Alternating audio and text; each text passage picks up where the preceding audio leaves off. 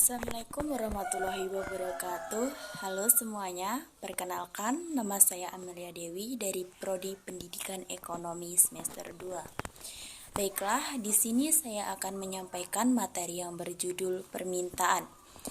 Pertama, materi yang saya akan bahas yaitu apa sih itu permintaan? 2. Jenis-jenis permintaan. 3. Hukum permintaan. Dan 4.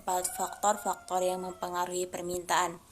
Baiklah, untuk menyingkat waktu, marilah dengarkan materi yang akan saya sampaikan berikut ini. 1. Apa itu permintaan? Permintaan adalah jumlah barang atau jasa yang diinginkan dan mampu dibeli oleh konsumen untuk memenuhi kebutuhan pada berbagai tingkat harga dan waktu tertentu di pasar. Biasanya tinggi permintaan akan mempengaruhi harga, sebaliknya rendahnya permintaan juga membuat harga semakin rendah. 2. Hukum permintaan. Hukum permintaan adalah hukum yang menjelaskan tentang adanya hubungan yang bersifat negatif antara tingkat harga dengan jumlah barang yang diminta. Jika harga naik, jumlah barang yang diminta akan menurun, dan jika harga rendah, maka jumlah barang yang diminta akan meningkat. Hukum permintaan tidak bersifat mutlak, namun memiliki sifat mutlak dalam kondisi ceteris paribus. Faktor-faktor yang dianggap tetap. 3. Jenis-jenis permintaan. Jenis-jenis permintaan ada dua macam, yaitu 1. Permintaan berdasarkan daya beli konsumen, dan 2. Permintaan berdasarkan jumlahnya.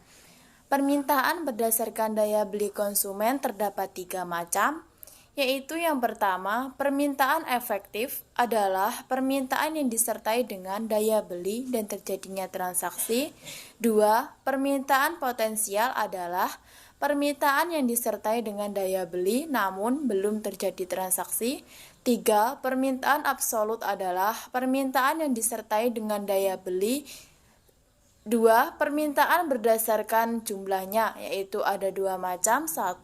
Permintaan individu, yaitu permintaan terhadap suatu barang atau jasa tertentu.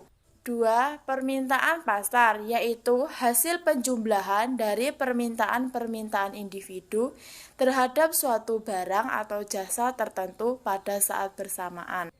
4.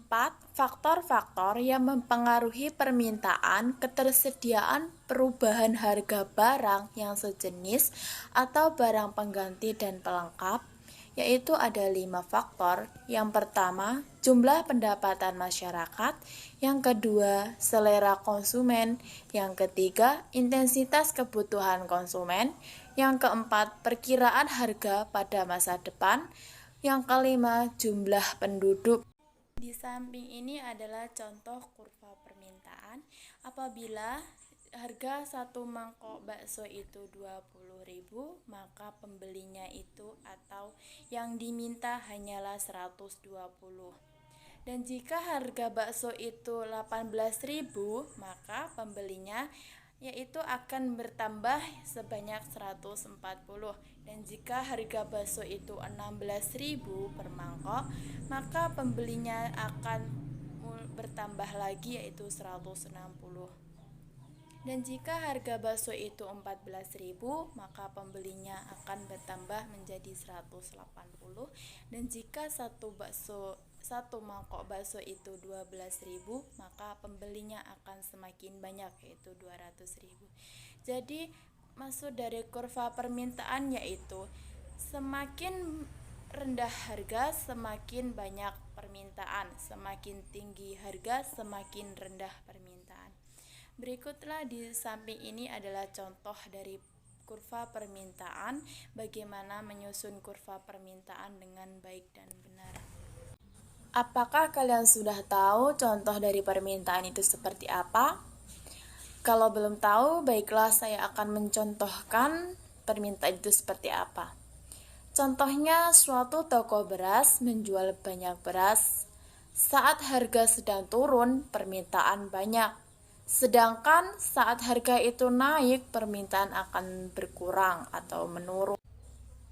Baiklah, cukup sekian presentasi yang saya sampaikan. Kurang dan lebihnya saya mohon maaf. Wassalamualaikum warahmatullahi wabarakatuh. Semoga bermanfaat untuk kalian semua. Dan jangan lupa like, komen, dan subscribe akun YouTube aku ya. Bye-bye.